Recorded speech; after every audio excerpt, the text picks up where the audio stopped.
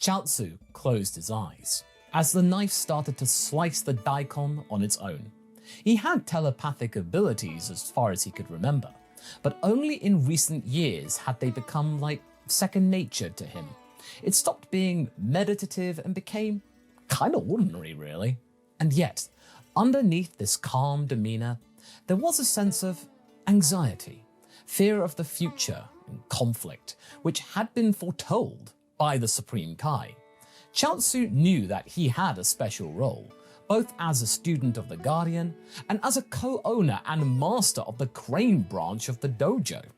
At the same time though, he didn't want to affect the students with him being all mopey and sad, and definitely not dragging Tenshinhan down in the process.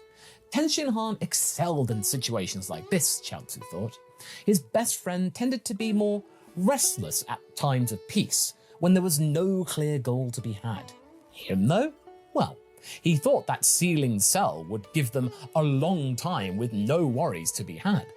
Underneath his happy-go-lucky exterior that he wore every day, there was a clear memory of facing death at the hands of King Piccolo, a concept that was still quite eerie to him to this day. On one hand, he and his friends had dealt with so many problems and issues in the past that it would appear everything that would turn out okay, as in it was bound to happen, eventually. But how many dangers could they possibly attract? They thought that cell was closure. Now they learned that something really evil and really powerful had been hidden on Earth the whole time? If this is what they're discovering today, Chaozu was quite anxious to consider what would be brought to their door tomorrow. Probably nothing good, as he was recollecting to himself. He realized that, despite being deep in thought, his mind was already boiling the water for the dinner and doing even more work than he remembered queuing up. This was quite handy, but also quite dangerous. I mean, he didn't want to set the dojo on fire subconsciously. Then, Chaozu sighed deeply. When did I become the serious one? Silence was his answer. All right, everyone else was training. Well, no one there to answer. The foundation of Chi-Chi's worldview was simple: to create a good, normal life for herself and her family. This has always been something that has motivated her ever since she was a wee girl. But the reality was still kind of crushing. She was outnumbered by Saiyans, and while Gohan's education was going really well, and little Goten was such an adorable little boy, she had come to terms that her sons were, in part of a different culture. A culture that she might have willingly ignored for quite a while, hoping that it would keep her boys out of danger, her actions. It is one thing when Goku did all those crazy things after he had been doing them all those years ago, when they first met, and he was younger than Gohan is right now, but to imagine her children having to endanger themselves nearly all the time was almost an unbearable thought. But her older son's fight with Cell had proven something to her. It got them through the door. She had to support that part of them as well, no matter how scared she was about her children's safety. Gohan and Goten were simply built different than how she imagined them to be.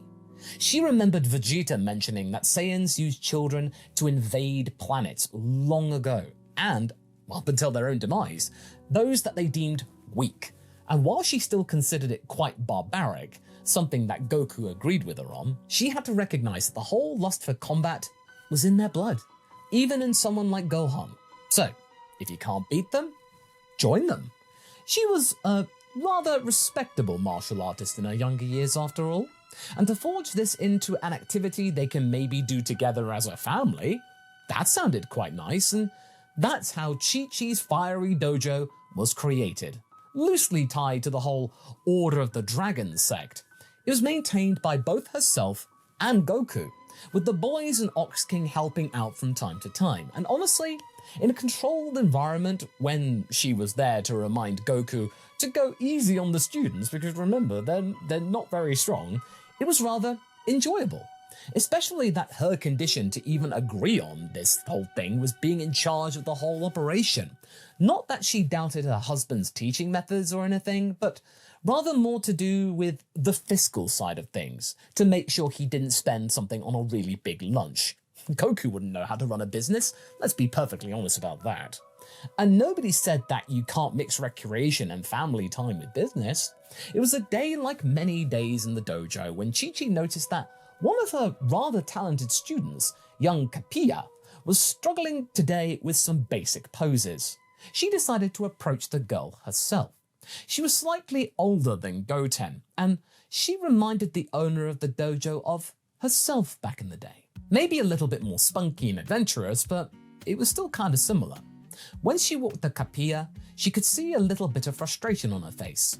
"What's wrong? You seem angered by something," she said gently. Oh, Sensei, I'll never get it right. The girl seemed defeated. This is simply too hard. How am I supposed to remember all of these moves? It's just too much. You've been doing rather good from what I've seen. It'll become like second nature to you in the not too distant future. Give yourself a little bit more time. You've almost got it. She placed her hand on the girl's arm. Yeah, but almost is not as good as perfect. Kapia then made a sad face after feeling even more dejected. Nobody gets everything right on the first try. A lot of it is just hard work, you know? But I've never had so many problems ever since I got here. And other kids are already doing the advanced stuff. She blushed, admitting her main vulnerability. And Chi-Chi smiled a bit. Well, you excel in different areas, like everyone. Don't worry. I'll help you. We'll get through this together, okay? There's no shame in trying your best. Okay. The tone was agreeable, though still a little bit morose. Chi-Chi stood next to her and started to explain each pose once again. Man, those kids are their own harshest critics. It's almost like somehow they could still feel the aura of nervousness that was hanging in the air. During the family meal, Chi-Chi was a little bit lost in thought, which didn't go unnoticed by her husband. Hey, how did the day at the dojo go?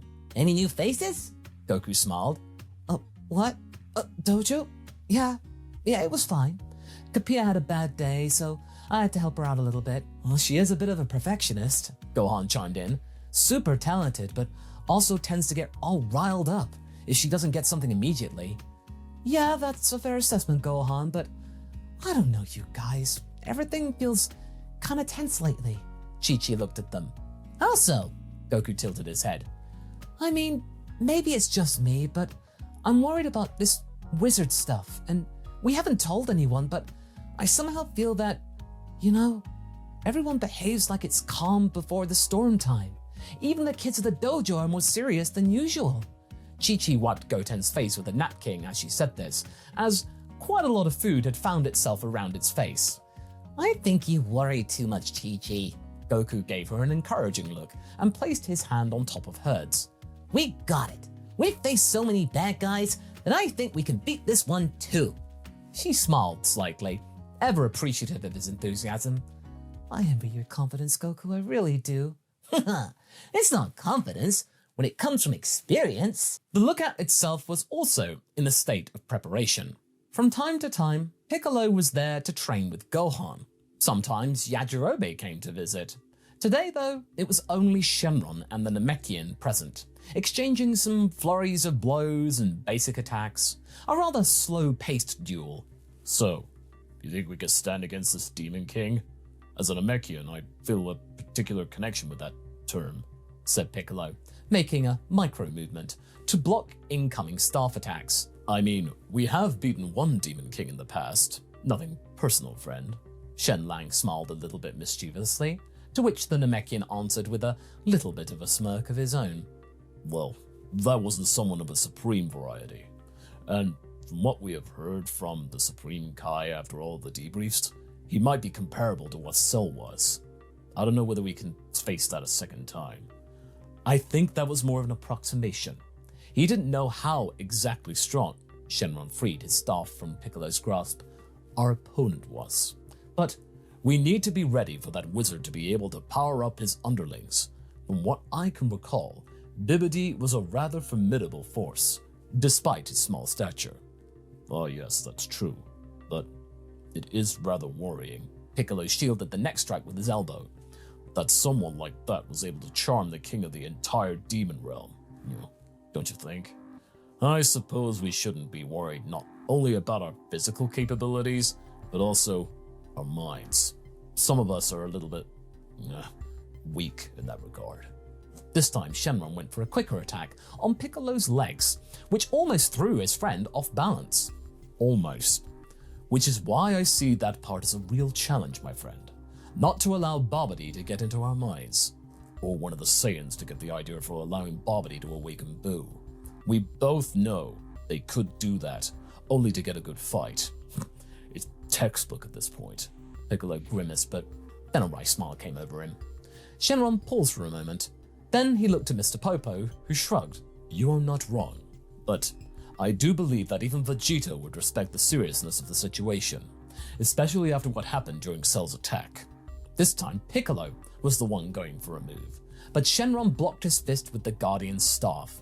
Well, that's one way to look at it, the Namekian said, but he might also see it as some weird way of regaining his lost Saiyan honor and pride. He might have mellowed out in recent years, I'll give you that, but it's still Vegeta. Those traits are still at his core. Maybe they become a little less twisted with time, but I am certain that he would be burning inside only to face the Majin Buu of Legends, and maybe they would get one back over Goku. Shenron sighed and nodded, signaling the end of the training session, and maybe some slight agreement. Well, that means I may have to just go and talk to him. I just don't want to be the one that would accidentally plant an idea in his head, you know? If he hadn't thought about it, then I would have told him, and who knows what may happen. Shenlang smiled with a pretty defeatist ring to it. Well, that's fair, but you are the Guardian.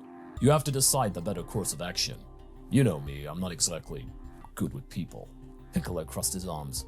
You are far better than you think you are, Piccolo. And you are a warrior. He might respect that more than hearing what I have to say, than someone who views him as a talking head. Shenron sat down on a bench. Well, aside from being a guardian, you are also a warrior. But fine. Next time when I'm around the prince and his family, I'll try to sense the mood around it. But I won't make any moves without consulting you. And that's the only thing I'm asking from you, my friend. The Guardian smiled and looked upon the earth. For some reason, it looked even more fragile than usual upon his gaze. Lord Dabura! Lord Dabura! The Zunian was running fast toward the room that was occupied by the king of the demon realm. The yellow eyes of the monarch opened, as his forehead, adorned with the N symbol, furrowed a little bit. Why do you disturb me? I just wanted to say that we are all ready. Yakon is safely contained within his room. We are just waiting for the signal from you or Lord Babidi, or even both. Dabura nodded slowly. Prepare the engines. I will talk to the master. The imposing stature of the Demon King stood up and moved toward the chambers of his current benefactor. It was funny. He knew Babidi for centuries, but he was ordered to leave his post at the throne of the demon realm quite recently. For all those years, he was busy recruiting minions for Babidi's army. While a lot of his time was still spent with ruling over his kingdom, the demon realm was still quite a big expanse of land, he quickly accepted the new mission with gusto. After all, he wouldn't be gone for long. He was sure that the master would allow him to return once all was said and done. Golmo surely would be able to handle things when he's gone. As he walked upon the inner sanctum of his master, he knocked on the door. There was a slight moment of silence, after which he could hear the high-pitched voice of his master. Enter? He caught Babidi reading some ancient texts and scrolls. Some of them were so mysterious, in fact, that even Dabura couldn't be able to decipher them or even guess as to their origin or their use. So, we are ready, I reckon? Dabura kneeled down on one knee in assent. Indeed, Lord Babidi. We could take some of my gendarmerie from the demon realm if you so desire. No, we don't need them. With all respect, Dabura, I don't want too many demons around my operations. This could bring unwanted attention. The eyes of the wizard narrowed. That is understandable, my lord. Are you sure that your scouting data is accurate, Dabura? The wizard looked at the Demon King.